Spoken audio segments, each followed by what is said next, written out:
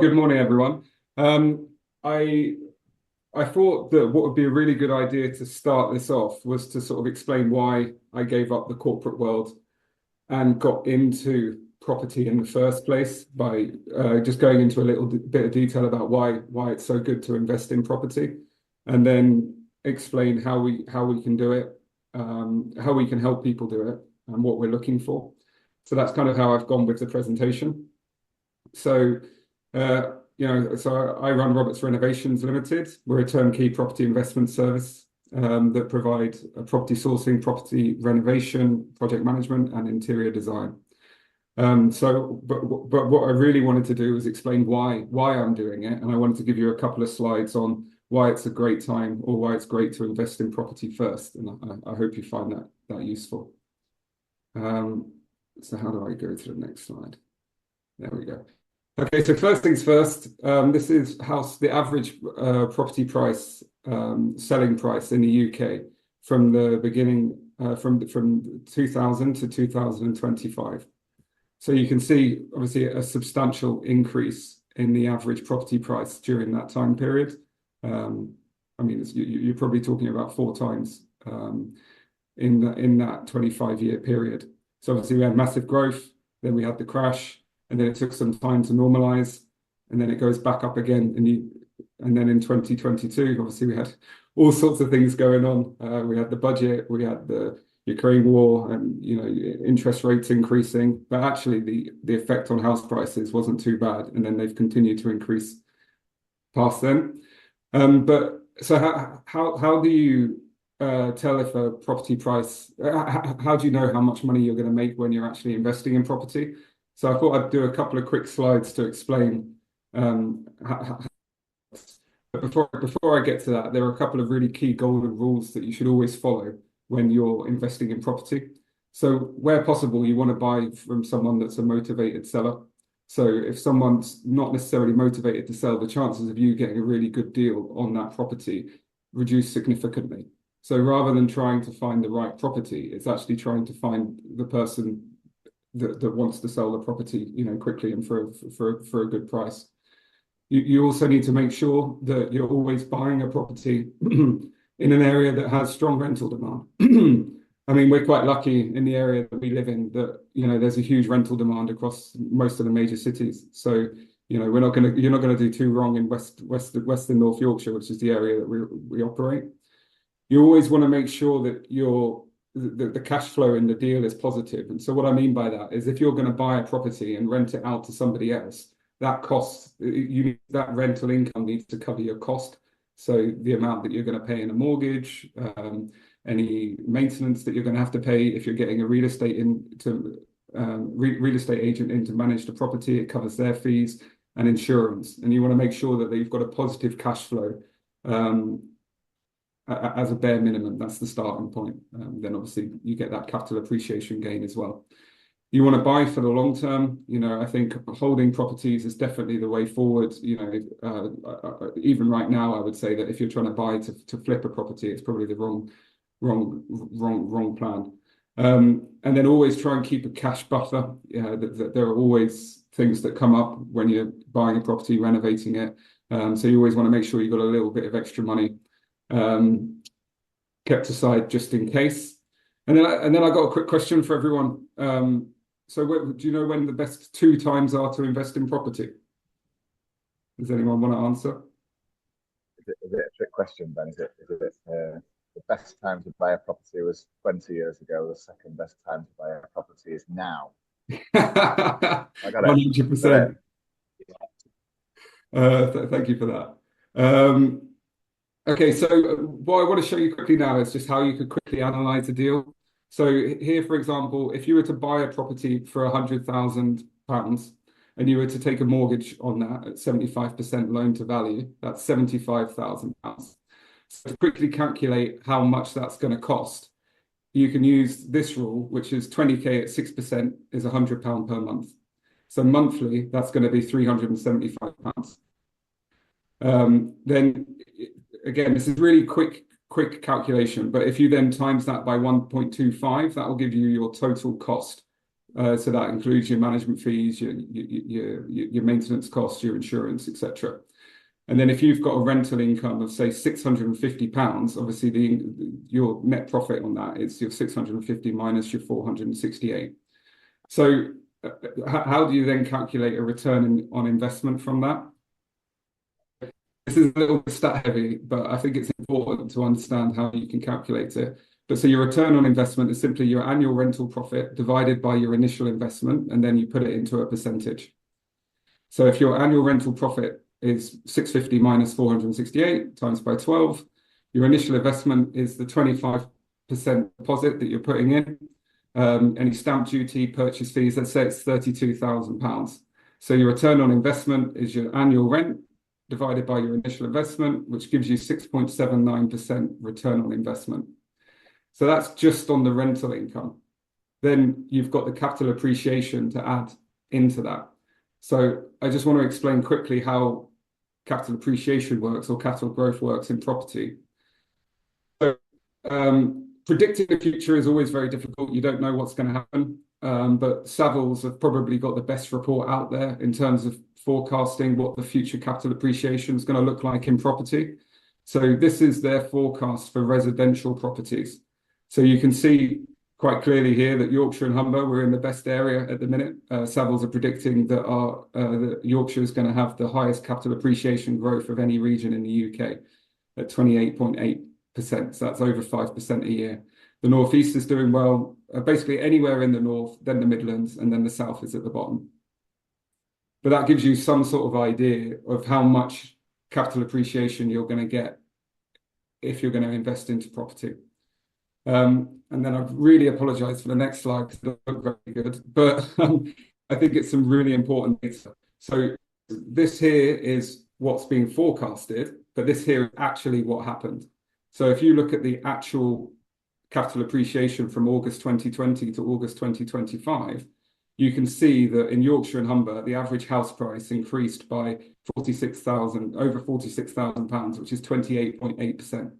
So over the previous 5 years, it's increased by 28.8%. And Savills predicting that it's going to go up by 28.8%.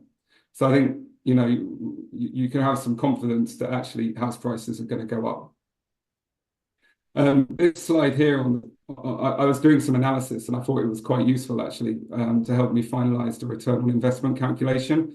So this gives you a snapshot of Yorkshire and Humber property growth broken down by year, the total growth over that period, and then the compound annual growth rate, if you were going to use that.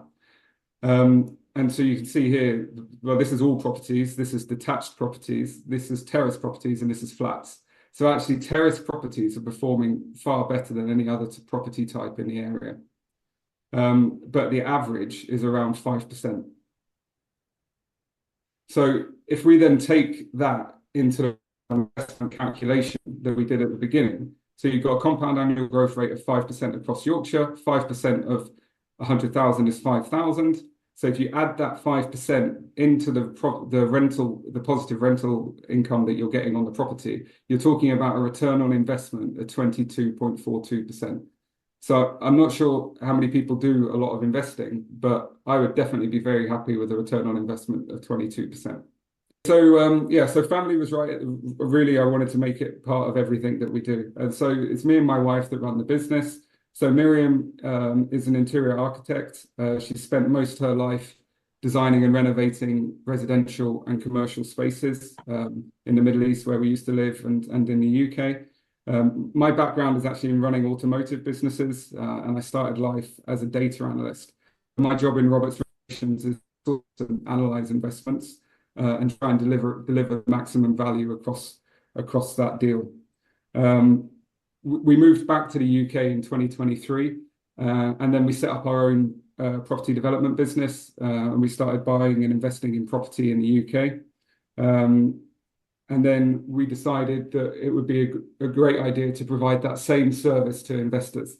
And then we set up our trading business, and I went full time in November 2025. Why use Roberts Renovations? Why invest with Roberts Renovations? So I think one of the most important things that we did at the beginning is we're a NAPSA approved sourcer. So NAPSA are the National Association of Property Sourcing Agents. I'm not sure if any of you are familiar with property sourcing agents or have used one, but basically there's over 10,000 property sources in the UK, and only 45 of them were approved by NAPSA. So they're very compliance heavy, and it's quite a challenge to go through their process and get approved by them. But I think that's a big sort of selling point from us, is that if you're going to use us to help you find property, you can trust that we've gone through the correct processes and that we're going to take care of you. Well, that's kind of the reason why I went through the NAPSA process in the first place, to get that extra credibility.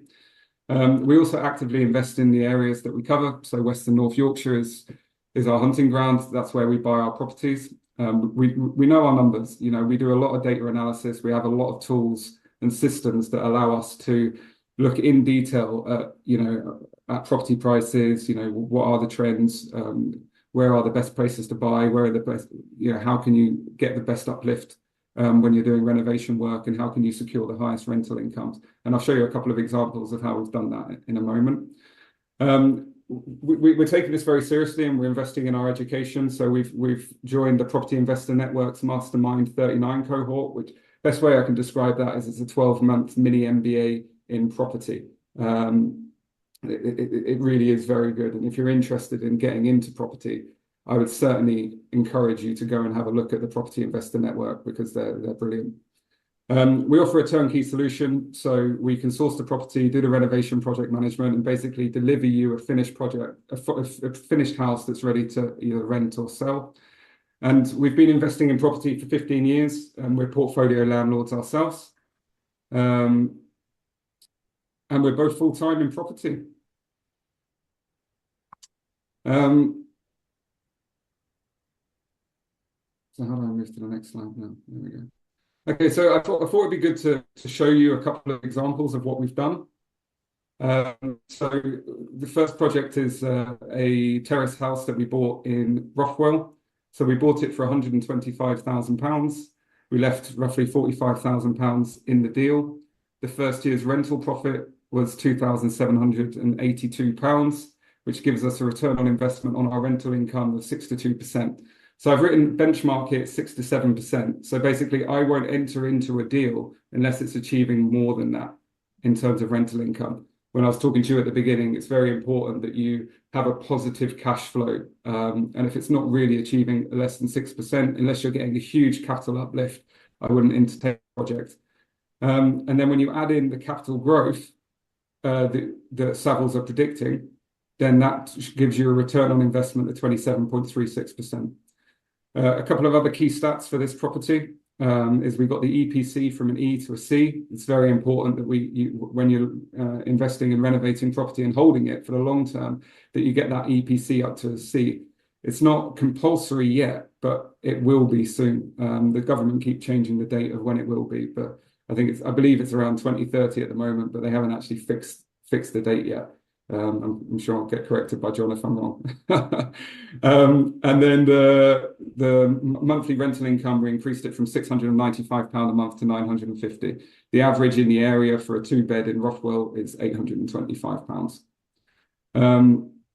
Just to show you a couple of bits that we did, here's a few before pictures and the after photos, before and after photos. A full mood board of the property prepared by my wife. And then the second property I want to show you is our last property, the one we just finished in Pudsey. So again, this is a terrace property. We bought it for £125,000. The money we ended up leaving in the deal was £30,600. The first year's profit was nearly £4,000. First year's rental profit was nearly £4,000. The return on investment for that was 13%. So, basically double the benchmark. And then when you assume capital appreciation, we're getting almost half our money back in the first year. Obviously, the important point to note is when you're holding a property is you only really get that capital appreciation back when you remortgage the property at the end of your mortgage period. I can explain that in more detail if anybody wants to know. And then again, we got the EPC rating from an E to a C. It was actually almost a B. Literally, the only thing we could have done more on that property was add solar panels. And then we increased the monthly rent from £795 to £1,100, with the average for a two-bed in the area being £895 a month. So that's my favourite investment that I've done so far for myself. A few before and after pictures. So this is what it looks like before and after. I wish I could show you what it looked like inside there, because this is a significant improvement. We took this bathroom, we added a shower and a bathtub. We fully renovated this property, went back to brick, redid the electrics, replaced the windows. We had to do the roof. We added an ensuite in upstairs bedroom, which is here behind that door. And this basically shows you the transformation from what it was to what it is. This is a picture of that ensuite bath and the rest of the property.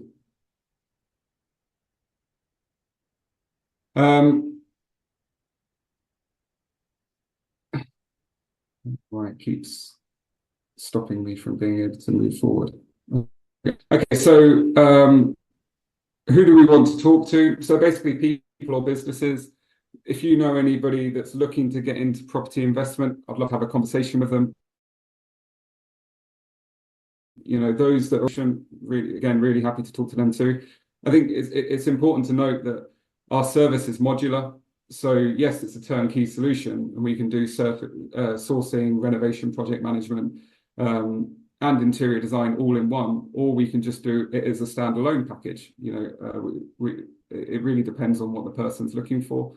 And then basically anybody looking to sell their property, there's lots of different ways that we can help people, whether it's just connecting them with a real estate agent or an auction house, or buying the property themselves.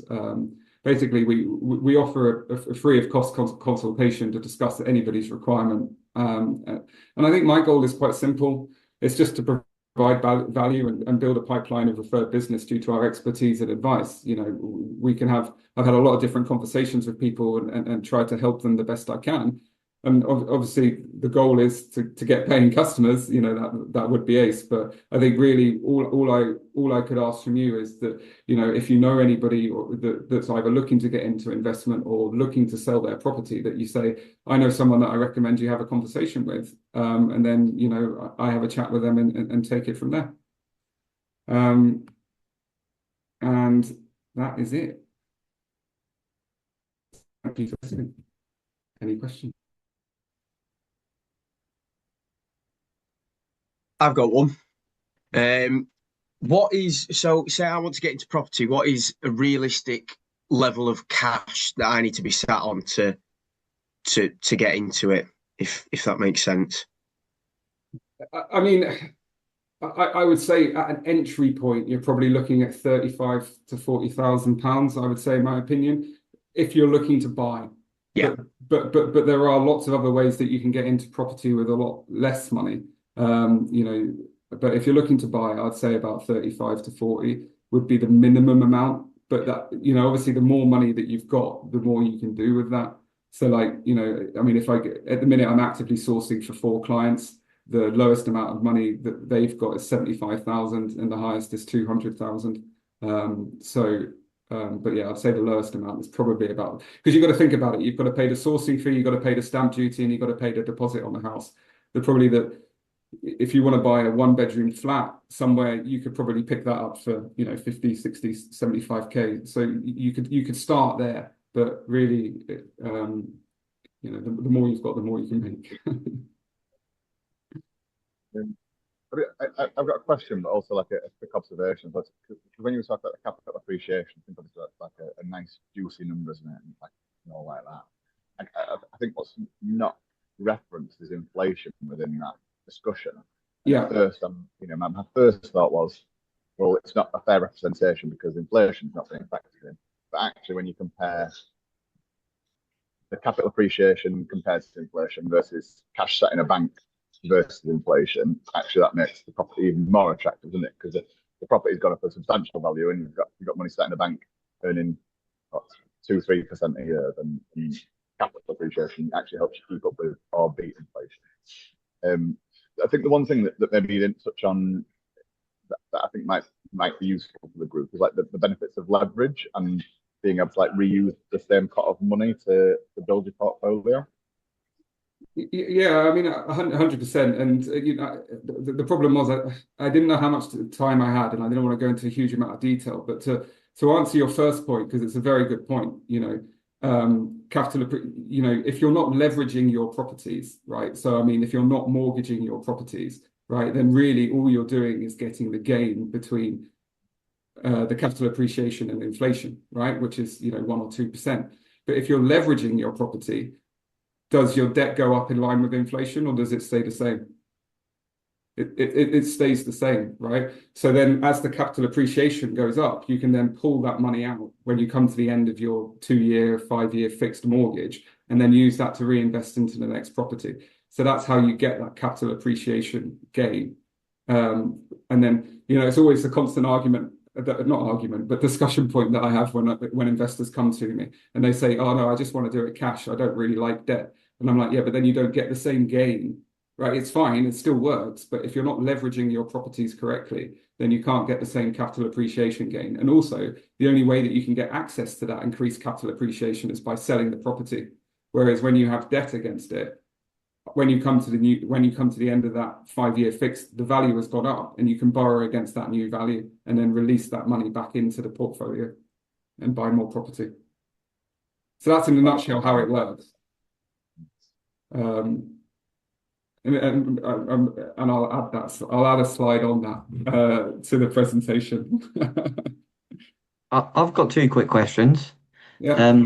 Just what sort of, for the different range of offerings that you have, what's the sort of general fee structure? And number two, how do you think your business model and for your clients will be impacted by the Renters' Rights Act?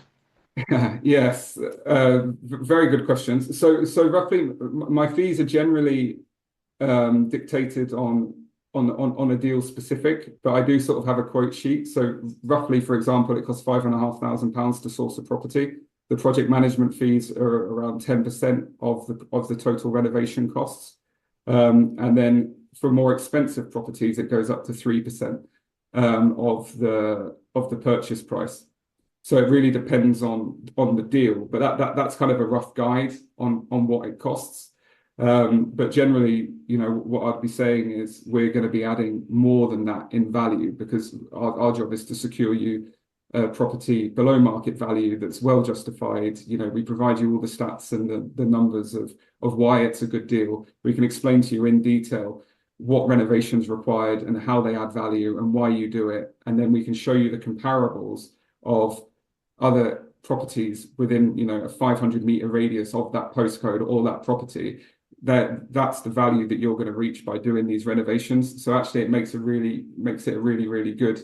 Makes it quite easy for you to make a decision. And then I'll back that with one more thing: is we have a really good deal analysis calculator. So the stats that I was showing you there are basically all built into a calculator, and it shows you how you're going to be making your money.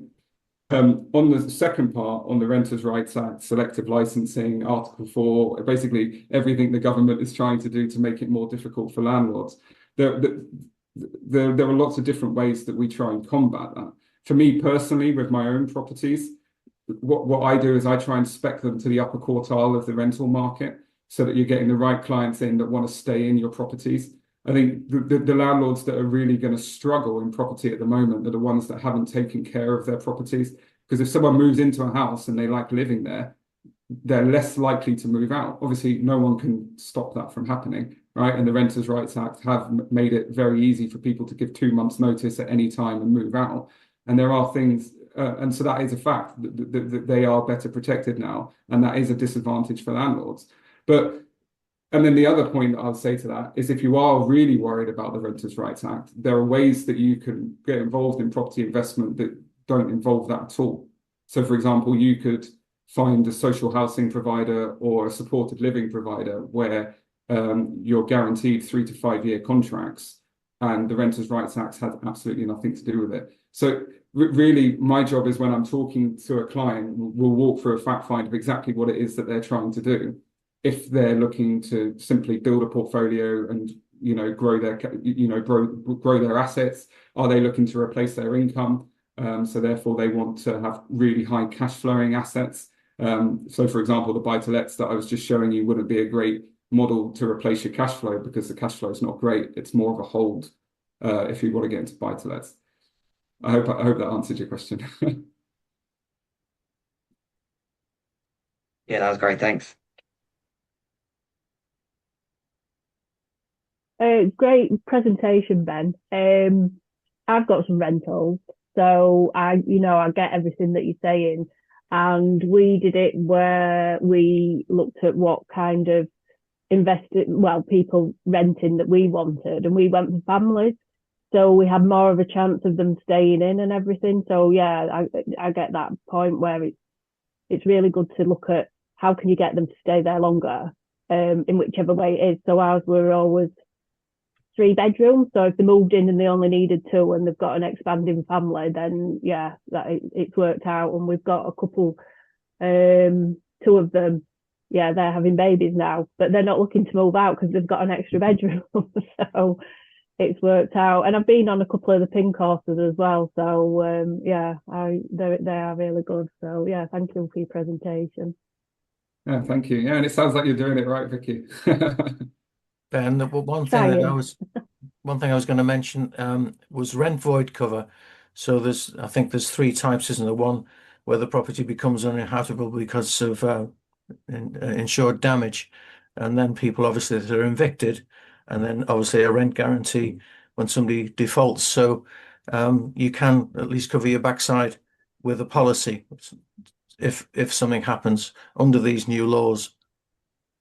Yeah. I mean, you do have those insurances are there, and you can take them, and it is a good way to protect yourself from those voids or if someone is moving out. I mean, for me though personally, if you've got 2 months to fill that property and your property's good, it's highly unlikely that you're going to need longer than 2 months to get a new tenant in, because